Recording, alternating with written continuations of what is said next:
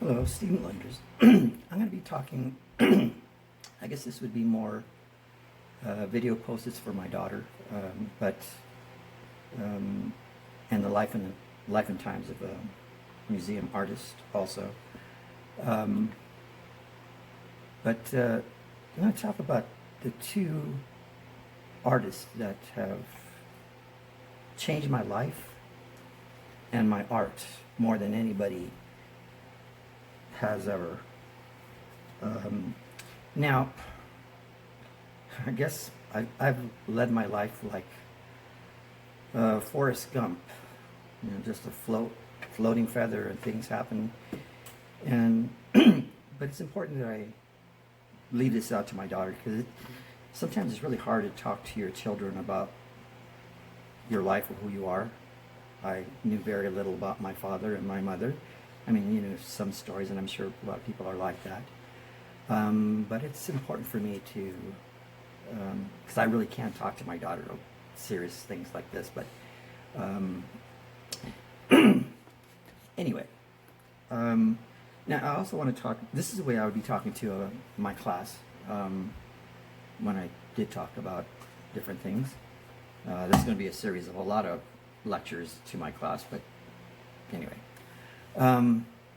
So when I was very young, things that changed my life, going to a field trip, or a couple of field trips, one to the art center in Pasadena. Now I was a young kid and saw the most incredible artwork ever, and it was like, oh man, that'd be so awesome to go to that school. But I also knew it was a fortune to go there. No way. The other one was taking a field trip to the Museum of Natural History in Los Angeles. Now, I was still a young little kid, but I was just so overwhelmed and just what an incredible place. There was artworks and dioramas and dinosaurs and just everything that just was part of my life, or I wanted to be part of my life, was in that box. Never thought I'd ever be working there, and I just wanted to work there, even if it was sweeping floors. And I did sweep a few floors. And those two places I actually attended art center and actually worked as a museum scientific illustrator, sculptor, model, a bunch of stuff. Anyway, stuff I never thought would ever happen. Now, I did mention at one point in time in one of my videos that I was going through my studio and I was talking about different things, but I also spoke to that thing right there, and I said that's a painting I did when I was 13, and actuality I did it in 1967, which would have made me 12. And if you're trying to figure out the dates there, I'm going to be 67 this November. Anyway, so now I want to talk about the first person, Raul Jimenez. And I'm going to show one of his works a little bit later on.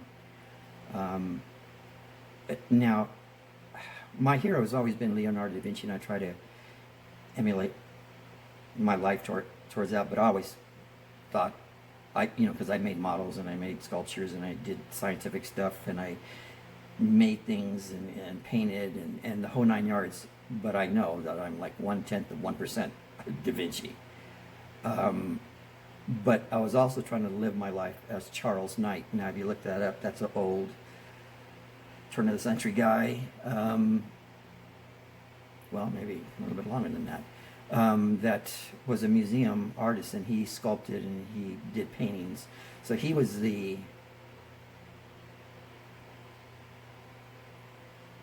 hub for other artists. There's some great artists out there, just incredible. And I'm going to talk about another one of those guys.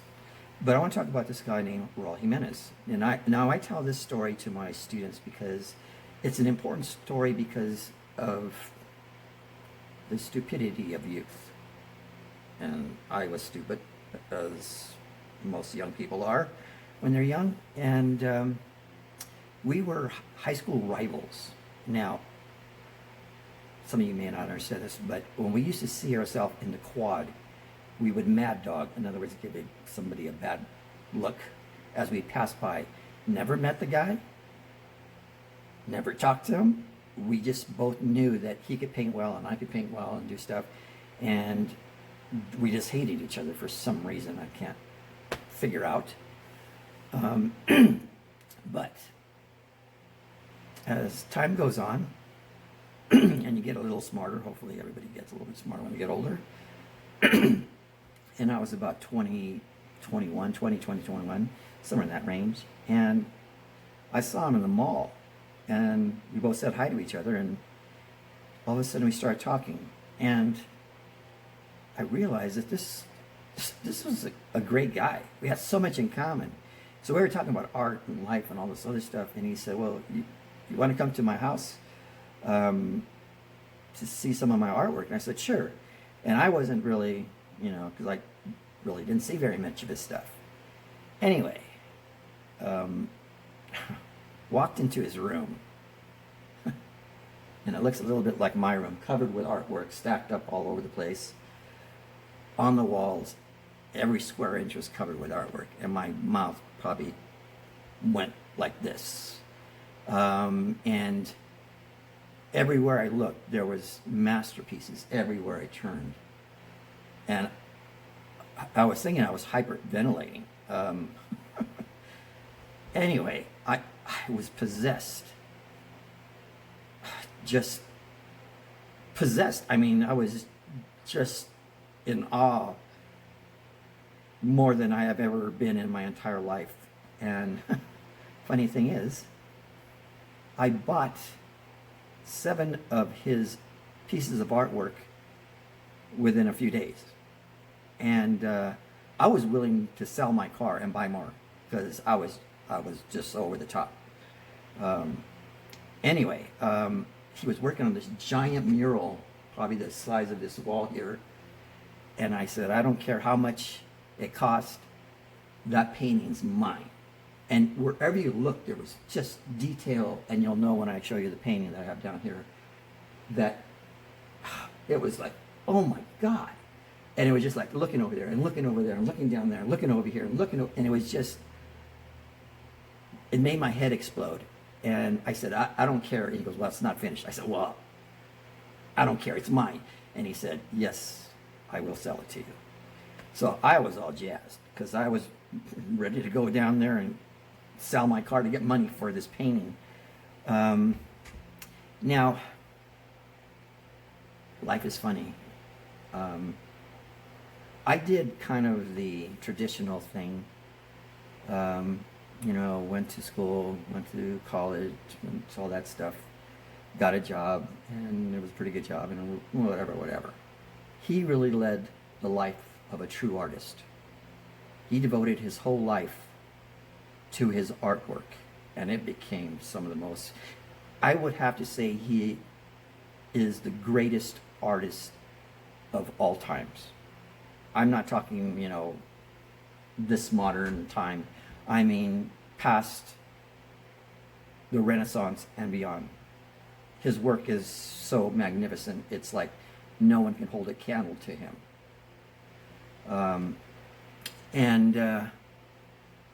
As things go, I was a little bit of a prostitute for art. Hate to say that, but I was. Now this is way back when I was really young, that era. And I was able to do that really quick paintings of landscapes. And I used to sell them for 30, 40 bucks. But I was able to do them in an hour. So somebody that's 12 to 15, that was pretty good money. And that's what I was doing. And when I met Raul, he changed my life because I saw that I was really a prostitute for art, just trying to make money. And he really devoted his life. So he changed the way I painted from then on. But a week passed, and I went back to his house, and his mother answered the door. And I said, well, can I speak to Rawl. And she said, Rawl's dead. And my mind was just like blown. It was like, why she, you know, I couldn't figure this out. So why is she telling me that? She's trying to get rid of me? You know, and I just kind of walked away, dazed and confused. Later on, I found out that Rawl was killed in a freak accident. Now, he used to be a party guy. Yeah, I'll just leave it at that. And he was partying with a bunch of friends in the desert, and I'm sure they were drinking and smoking things they shouldn't be. But they were driving in the back of a truck with a bunch of people, and I'm sure they were driving way too fast, and the driver lost control. The truck flipped. It threw people out. The truck went over some people, hit Rawl, and then flipped over, and he was the only one killed. His life ended at 21. I don't know if he ever lived very long. Would he be the most celebrated artist of our time? Now, these are my prized possessions. Actually, those paintings and drawings I have are hidden in my house that nobody will ever find. It's just the way it is. So he changed my life. It was just like he forced me to be a serious artist and devote a lot more time and effort into my artwork. The second person is Meeker. Now, Meeker is the artist and illustrator at the museum when I first got there. And he's another person that blew my mind about how good a person can be. And he is a genius. I used to sit in the room with him, seeing him paint, and it all made sense. I was like, oh yeah, dip it in that, come with a color like that, push them like that, and it's like, yes. Of course, there's a giant hole in your elbow right here when you start painting, and your brain to your hand just leaks. And could never do that. My work did get better. But knowing where he was at, it was the next step in my life to change the way I paint. Anyway, so I'm going to show you the painting now, so hang on. Now this is Raul Jimenez's, one of his paintings I have. There's a painter called Bev Doodle, famous painter. People wait months for her new paintings, and she only sells copies of like 25,000 copies, and people pay, you know, hundreds and thousands of dollars for her stuff, and hundreds of thousands of dollars for some of her paintings. Now, he did this when he was 16. He was doing stuff that Bev Doolittle did maybe 20 years later. And there's faces everywhere in here. And the detail in here is kind of incredible. And I'm going to only show you a few here. But in the clouds, there's faces in here. There's somebody kind of with the mouth open. There's a witch's face right in here. This mountainside is actually a person's face. Eyebrows and nose, big mustache, chin. There's another one down here. There's people like hiding into here. They're in the ground. They're in the trees. There's an elephant right here. There's a profile going that way. There's a lion's face right in here. There's all kind of stuff. And I usually bring this in to my students, and they get excited that, you know, if they can find something. Of course, your brain kind of switches over. And every once in a while, young people have a better perspective of things. Anyway, one student said, what about the face right there? And I went, oh man, it is. It's kind of a old time, it's like a witch's face type, and the nose is kind of hanging down, and she's holding a baby. Never saw it there all the years ago, and that was just what happens. And another sixth grader said, well, what about that one? And I said, which one? She goes, right there, in the grass. And I looked at it, and it was there the whole time, and it's a person's face in there. But the most puzzling thing is right here. He did a self-portrait of himself, but as a ghost. So I don't know if he had an idea, but a lot of his paintings and drawings I have, there's things written in the back, sayings. One of them says he's troubled about his future, and I don't know if he had an idea that he wouldn't be on this earth very long, and he just tried to pump out as much artwork because he did live the life of an artist, and he died very young. Anyway, I'm going to stop there. Bye. Hello, I'm Steve Melendrez, a model maker, illustrator, scientific illustrator, sculptor, design natural history museum in Los Angeles.